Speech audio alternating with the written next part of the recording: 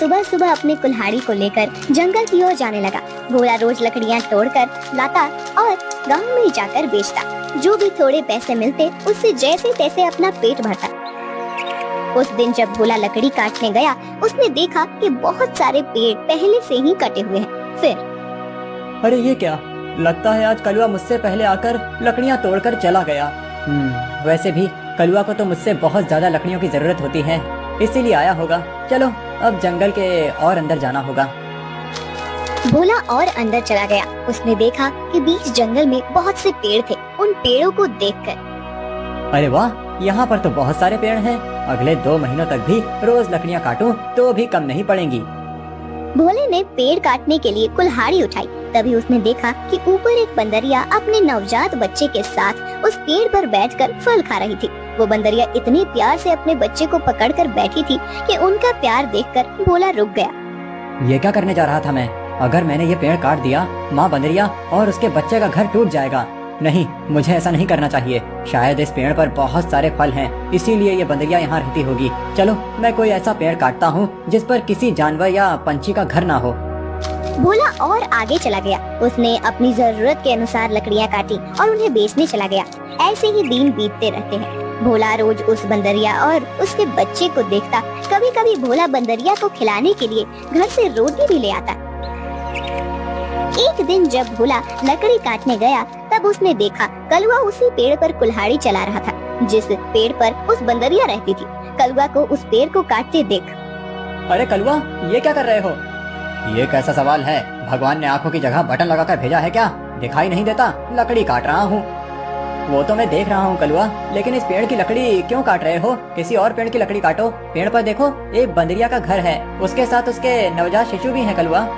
तो क्या हुआ? वो बंदरिया किसी और पेड़ पर चली जाएगी।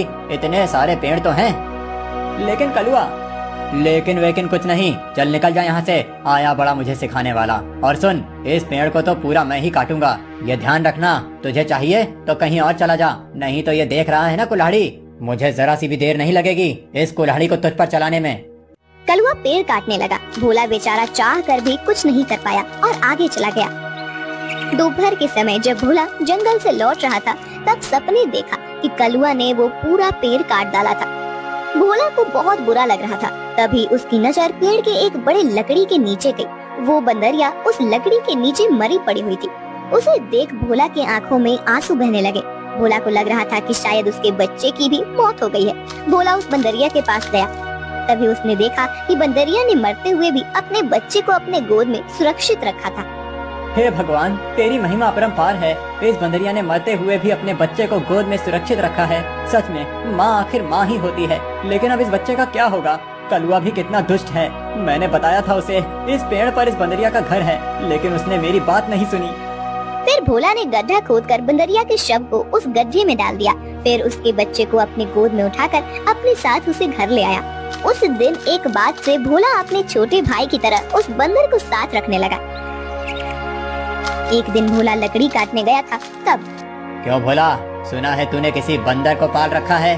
अरे खुद का पेट तो तुझसे भरता नहीं, अब उस बंदर को क्या खिलाएगा? वो वही बंदर है कलुआ, जिसकी माँ के तुम हत्यारे हो। मैंने तुम्हें कहा था कि उस पेड़ पर उस बंदरिया का घर है, फिर भी तुमने वो पेड़ काट दिया।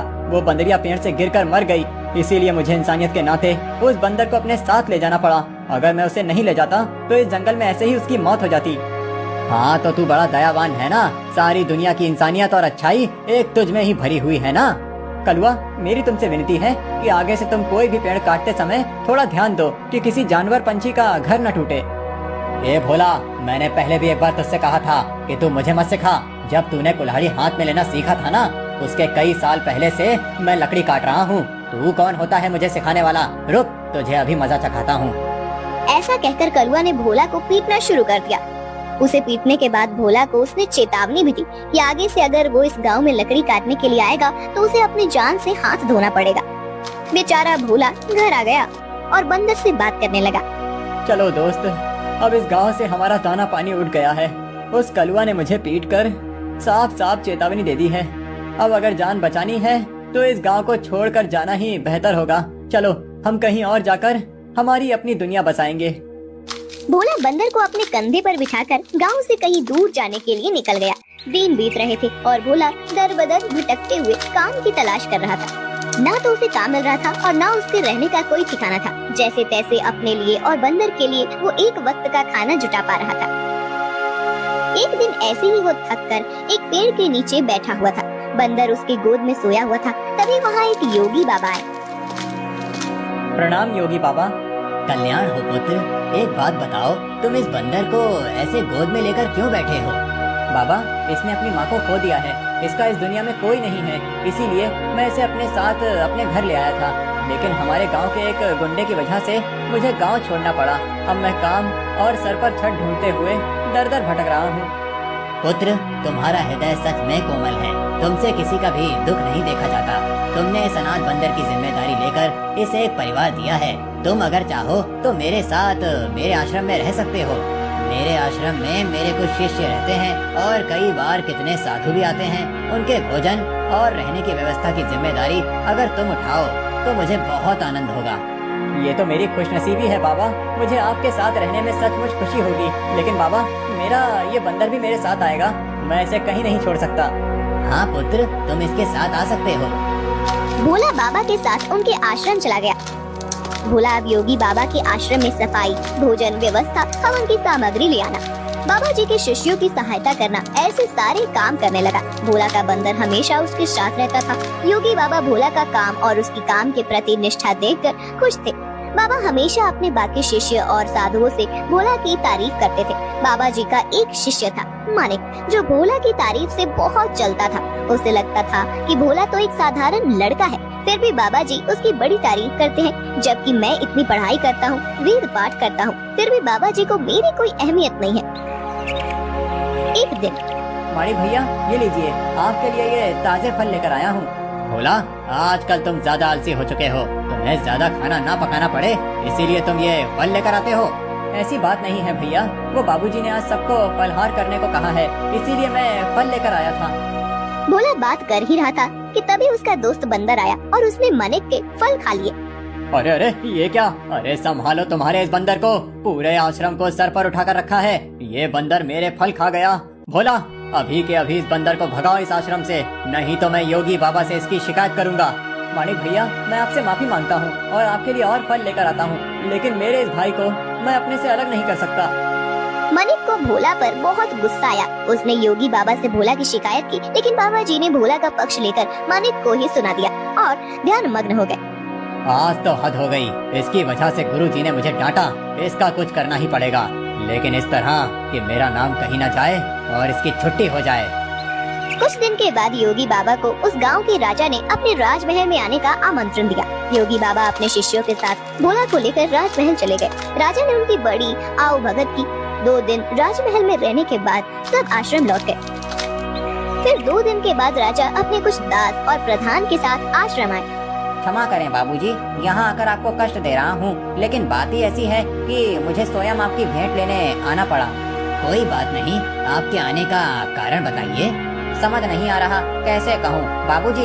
2 दिनों से हमारी महारानी का नवलखा हार कहीं गुम हो गया है। समझ नहीं आ रहा कि कहाँ गायब हो गया। साफ साफ बताइए कि आप क्या कहना चाहते हैं। क्या हमारे जाने के बाद से वो हार गुम हुआ है? सच कहूँ तो हाँ। मतलब हम में से किसी ने वो हार चुराया है, ऐसा कहना है आपका? नहीं बाबूजी, मैं आप पर शक करने का पाप नहीं कर सकता, लेकिन महारानी की वजह से मुझे यहाँ पर आना पड़ा। महाराज, आपके यहाँ आने की वजह से मुझे कोई आपत्ति नहीं हुई, लेकिन मैं अपने सारे शिष्यों को अच्छे से जानता हूँ। मेरे शिष्यों में से कोई भी चोरी जैसा पाप नहीं कर सकता। फिर भी अगर आपको तसल्ली ना हो तो आप सबकी तलाश ले सकते हैं। राजा के साथ आए हुए दासों ने सबकी तलाशी ली। तब उन्हें भोला की झोली में वो 9 लखा हार छुपाया हुआ मिला। वो भोला को पकड़कर ले गए। छोड़ो मुझे, मैंने कुछ नहीं किया है। बाबूजी, मैं सच कह रहा हूँ, मैंने चोरी नहीं की। भोला, तुमने चोरी की है? मैं सोच भी नहीं सकता था कि तुम इतनी गिरी हुई हरकत कर सकते हो। नहीं नहीं मालिक भैया, मैं सच कह रहा हूँ, मैंने कुछ नहीं किया। मैंने उस हार को देखा भी नहीं था। बाबूजी, ये लड़का रंगे हाथों पकड़ा गया है। अब मैं कुछ नहीं कर सकता। मुझे इसे सजा दिलाने के लिए महल लेकर जाना होगा। बाबूजी, मुझे बचा लीजिए, मैंने सच में कुछ नहीं किया। आप मुझे जानते हैं, मैं चोरी के बारे में सोच भी नहीं सकता। बुरे से बुरे वक्त में भी मैंने चोरी नहीं की, तो अब क्या करूँगा? मेरा विश्वास कीजिए। राजा के दास भोला को ले जाने लगे, तभी उनके पीछे से आवाज आई। रुकिए, मेरे भाई ने चोरी नहीं की है। सबने पीछे मुड़कर देखा, भोला का बंदर पीछे खड़ा होकर बोल रहा था। महाराज, मेरे भाई ने चोरी नहीं की है। ये हार किसी ने जानबूझकर उसके झोले में डाला है। ये क्या, एक बोलने वाला बंदर? हाँ, मैं एक बोलने वाला बंदर हूँ। मेरे बचपन से लेकर भाई मुझसे बात करते आए हैं। ये रोज मुझसे ढेर सारी बातें करते हैं। उन्हें बोलते हुए देख और उनकी बातें सुनकर ही मैंने बोलना सीखा है। मैं दावे के साथ कह सकता हूँ, मेरे भाई ने चोरी नहीं की है। अच्छा, तो तुम दावे के साथ कह रहे हो, तो तुम्हें ये भी पता होगा कि ये हार जानबूझकर इसकी झोली में किसने डाला?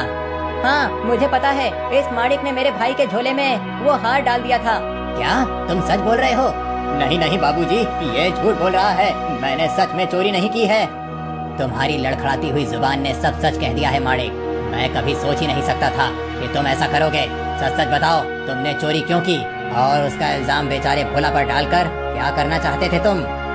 माणिक ने अपनी जलन के बारे में सब सच सच बाबा जी को बता दिया। महारानी के हार की चोरी के जुर्म में माणिक को पकड़ लिया गया। फिर भोला, तुम्हारा ये बंदर सच में बड़े काम का है।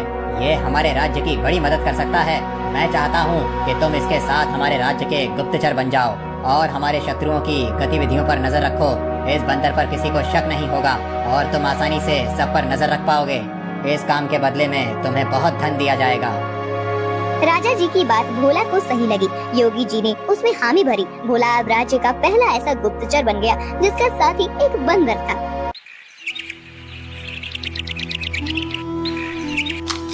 रूपा अपना पिज्जा का ठेला लेकर जा रही थी।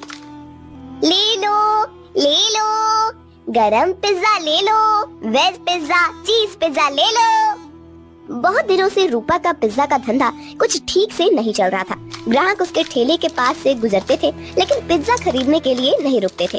तभी वहाँ रूपा के पिता की उम्र का किशोरी लाल आया। किशोरी लाल सीटी बजाते हुए, अरे वाह, आज तो लगता है मेरी नसीब बहुत जोरों पर है। सुबह सुबह चिकनी चमेली के दर्शन हो गए। मेरा रास्ता छोड़िए। अरे रास्ता छोड़े मेरे दुश्मन। हम दोनों के तो रास्ते जल्दी ही एक होने वाले हैं और तुम बोल रही हो कि रास्ता छोड़ दो। ये ठीक नहीं है डार्लिंग। अच्छा, तुम्हें डार्लिंग कहूँगा तो चलेगा ना? वो क्या है ना, मैंने सुना है कि आजकल की लड़कियां को डार्लिंग, जानू बच्चा, ऐसे सब सुनना अच्छा लगता है। तुम बताओ मैं तुम्हें क्या कहकर पुकारूं? कोई जरूरत नहीं है मुझे किसी भी नाम से पुकारने की, जाने दीजिए मुझे। रूपा रास्ता बदलकर जाने लगी। तभी किशोरी लाल ने रूपा का हाथ पकड़ लिया। छोड़ो मेरा हाथ, छोड़ो। अपनी बेटी की उम्र की लड़की का हाथ पकड़ने में शर्म नहीं आती तुम्हें किशोरी लाल? किशोरी लाल नहीं, सुनिए जी कहकर बुलाओ मुझे, और मुझे शर्माने की जरूरत नहीं है। शादी होने वाली है हमारी। तुम्हारी उस जुआरी बाप ने मुझसे कर्जा लिया था, कर्जा नहीं चुका पाया, इसलिए अपना घर उसने मेरे नाम पर दिया। ये तो मेरी रहमत समझो कि मैंने तुम लोगों को घर से बाहर नहीं निकाला। ये करके भी वो रुका नहीं, फिर से जुआ खेलने के लिए मुझसे पैसे लिए और कहा कि अगर पैसे नहीं चुका पाया तो मेरी बेटी से शादी कर लेना। अब एक तो तुम्हारे बाप को कहो कि मेरे पैसे लौटाए, नहीं तो तुम मुझसे शादी करने के लिए तैयार हो जाओ। हाँ। रूपा मायूस होकर घर चली आई। उसने अपनी माँ भारती को रोते हुए सब बात बता दी। तभी रूपा के पिता, अरे सही तो कह रहे थे सेठ, तुम्हारे तो नसीब खुल गए हैं कि इतने अमीर आदमी से तुम्हारी शादी होगी। नहीं बाबू, मैं इतने बड़े आदमी से शादी नहीं करूंगी, चाहे कुछ भी हो जाए। और माँ, आज के बाद मैं नहीं जाऊंगी पिज्जा का ठेला लेकर। रूपा अंदर जाकर रोने लगी। अगले दिन से भारती पिज्जा बेचने जाने लगी। कुछ दिन हो गए, लेकिन फिर भी जितनी जरूरत थी उतना धंधा नहीं हो रहा था। भारती बहुत परेशान हो गई थी। दिन भर पूरे गांव में घूमने के बाद रात को भारती घर जा रही थी। वो एक जगह पर बैठ गई। हे भगवान, और कितनी परीक्षा लोगे हमारी। इतनी मेहनत करके भी पैसे हाथ में नहीं आते। पति है जिसे जुआ खेलने से फुर्सत नहीं मिलती। एक लौती बेटी है, इतनी रूपवती है, लेकिन उसके पीछे वो किशोरी लाल पड़ा है। मेरी बेटी को उस किशोरी लाल के चंगुल से कैसे बचाऊं? पता नहीं ये पिज्जा का धंधा क्यों चल रहा है। अगर पैसे नहीं मिले तो क्या करूंगी?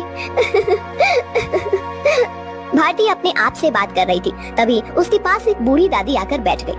क्या हुआ बेटी, क्यों रो रही हो? क्या बताऊं अम्मा, मेरे जीवन में इतनी परेशानियां हैं कि क्या कहूं। भारती ने अपनी राम कहानी बूढ़ी अम्मा को बताई। बेटा ये लो, कल से तुम ये मसाला डालकर पिज्जा बनाना। देखना, इस जादुई मसाले से जो पिज्जा बनेगा उसका स्वाद के चर्चे दूर दूर तक होंगे। जल्द ही तुम्हारी सारी परेशानियां दूर हो जाएंगी। भारती को वो मसाला देकर बूढ़ी अम्मा गायब हो गई। अगले दिन भारती ने उस जादुई मसाले से पिज्जा बनाया। अरे वाह माँ, आज तो पिज्जा की खुशबू बहुत अच्छी आ रही है। मैं एक खाकर देखूं? वाह माँ, ये तो सच में बहुत अच्छा बना है। कैसे बनाया तुमने ये? इसमें कुछ अलग डाला है क्या तुमने? हाँ, कल रात को ये थक कर उस पुराने खंडर के पास बैठी थी, तभी वहाँ एक बूढ़ी अम्मा आई थी। मैं बहुत परेशान होकर रो रही थी, तभी उन्होंने मुझे मेरे रोने का कारण पूछा। जब मैंने उन्हें हमारे बारे में सब सच बताया, तब उन्होंने मुझे ये मसाला दिया और कहा कि इसमें पिज्जा में डालकर पिज्जा बनाऊंगी तो पिज्जा का स्वाद बढ़ जाएगा। वही मसाला मैं डाला है अभी इसमें। क्या? उस खंडर के पास? माँ, तुम्हें पता नहीं वहाँ क्या है? तुम इतनी डर क्यों रही हो? ऐसा क्या है वहाँ पर? अरे माँ, कहते हैं कि वहाँ पर एक बूढ़ी का भूत रहता है। तुम्हें जो बूढ़ी अम्मा मिली थी, कहीं वो वही भूत तो नहीं थी? ये क्या बोल रही हो तुम बेटा?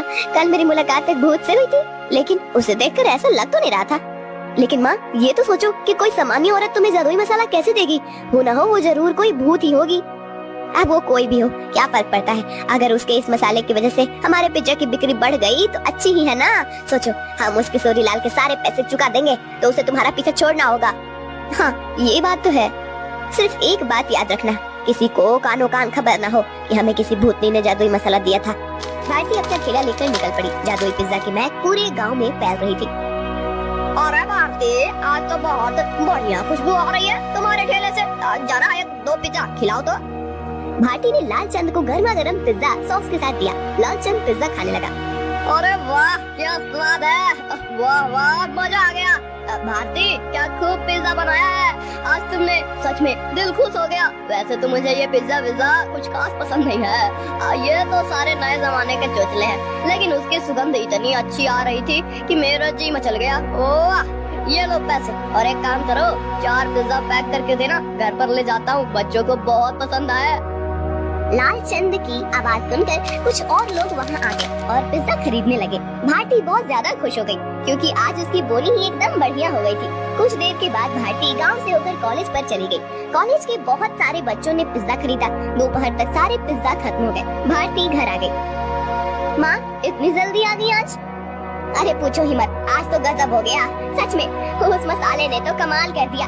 जब मैं यहाँ से निकली, थोड़ी दूर पर लालचंद सेठ मिल गए। पिज्जा की खुशबू से गीचे चले आए। 2-3 पिज्जा खा लिए उन्होंने और 4 पैक करके घर ले गए। इतनी तारीफ कर रहे थे पिज्जा की, क्या ही बताऊं। उनकी आवाज सुनकर कुछ और गांव वाले आए और उन्होंने भी पिज्जा खरीद लिया। आज तो बहुत अच्छी बोनी हो गई थी। फिर मैं कॉलेज पर चली गई। वहाँ भी बच्चों की खाने की छुट्टी हुई थी। क्या कहते हैं उसे? हाँ, रिसेस। बहुत से बच्चे बाहर आए और पिज्जा लेकर चले गए। सारे पिज्जा खत्म हो गए। अरे वाह, मतलब भूतनी ने दिए हुए मसाले ने आपका काम कर दिया। माँ, अगर रोज ऐसे ही पिज्जा की बिक्री होने लगी तो बहुत जल्द हम सारा कर्जा चुका देंगे। हाँ बेटा, ऐसा ही होगा। एक दिन रूपा, मैं सोच रही हूँ कि मैं दोपहर को घर आ जाती हूँ। बाद में पूरा टाइम मैं खाली बैठ रहती हूँ, तो क्यों ना शाम के समय भी पिज्जा का ठेला लगाना शुरू कर दूँ। लेकिन माँ, तुम कितना काम करती हो? शाम को भी काम करोगी तो थक नहीं जाओगी? थक तो जाऊंगी, लेकिन सोचो, मुनाफा भी तो दुगना हो जाएगा। अगले दिन से भारती शाम के समय भी जादुई पिज्जा का ठेला लगाने लगी। उसे दुगना मुनाफा होने लगा।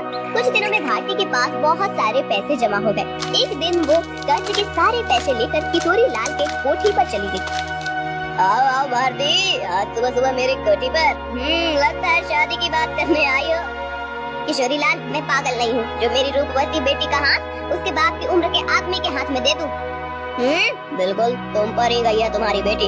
कुछ दिन पहले वो भी यही कह रही थी, लेकिन शायद तुम दोनों को अभी तक समझ नहीं आया है कि रमेश ने ही मुझसे वादा किया है कि अगर उसने लिए हुए कर्जे को वो चुका नहीं पाया तो वो रूपा का हाथ मेरे हाथ में दे देगा, और तुम लोग तो मुझे पैसे वापस करने से रहे। तो तुम्हारे पास चारा ही क्या है? अपने सपनों से बाहर आओ किशोरी लाल। कहीं ये कांच का सपना टूट गया तो उस टूटी हुई कांच के टुकड़े आंखों में चुभ जाएंगे और आंखों से खून बहने लगेगा। ये लो, मैं पैसे लेकर आई हूँ। तुम्हारा सारा कर्जा सूद समेत लौटा रही हूँ। क्या? कैसे? वो भी इतने सारे पैसे आए कैसे तुम्हारे पास? ये ले तेरे पैसे, और आगे से मेरे दरवाजे पर आने की जरूरत मत करना। और हाँ, मेरी बेटी को आंख उठाकर भी मत देखना आज के बाद। भारती किशोरी लाल के कोठी से चली गई। किशोरी लाल अपने कंप्यूटर के सामने बैठकर स्टॉक एक्सचेंज में ट्रेड करने लगा। कुछ दिनों के बाद भारती को कॉलेज के कैंटीन में पिज्जा बनाने का काम मिल गया। उसने अब पिज्जा का ढाबा शुरू कर दिया था।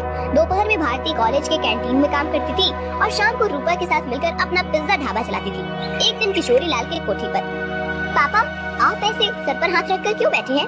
क्या बताऊं बेटी, कुछ दिनों से शेयर्स लगातार गिर रहे हैं, मुझे बहुत बड़ा लॉस हो गया है। क्या?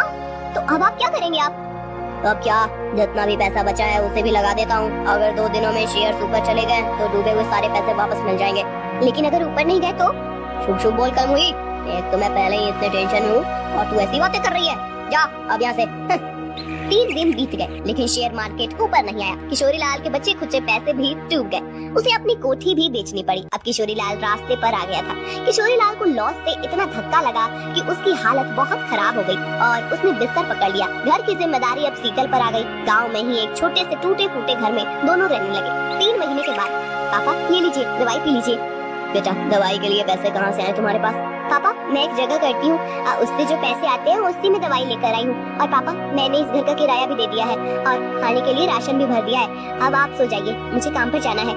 ये सब उस भारती की वजह से हुआ है। जिस दिन से वो आकर मुझे खरी खोटी सुना कर गई, उसकी बेटी भी हाथ से चली गई। मैं छोड़ूंगा नहीं उस भारती को।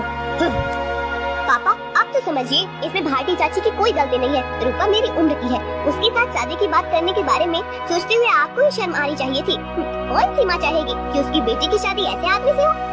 मुझे बहुत दया आ रही है उन पर। दया तो उन्होंने हम पर दिखाई है पापा। मैंने आज तक आपको बताया नहीं, लेकिन हमारा घर जो चल रहा है ना, वो उनकी वजह से है। मैं भारती चाची के ढाबे पर ही काम करती हूँ। क्या सच? हाँ पापा, आपने उनके साथ इतना बुरा किया, उनका घर ले लिया, फिर भी उन्होंने हमारे बुरे वक्त में हमें सहारा दिया है। किशोरी लाल शीतल की बात सुनकर हक्का बक्का रह गया। उसने भारती को घर बुलाकर माफी मांगी। रूपा से बदतमीजी करने के लिए रूपा से भी माफी मांगी। शीतल भारती के साथ काम करते हुए पैसे कमाने लगी और धीरे धीरे उनकी भी जिंदगी सुधर गई।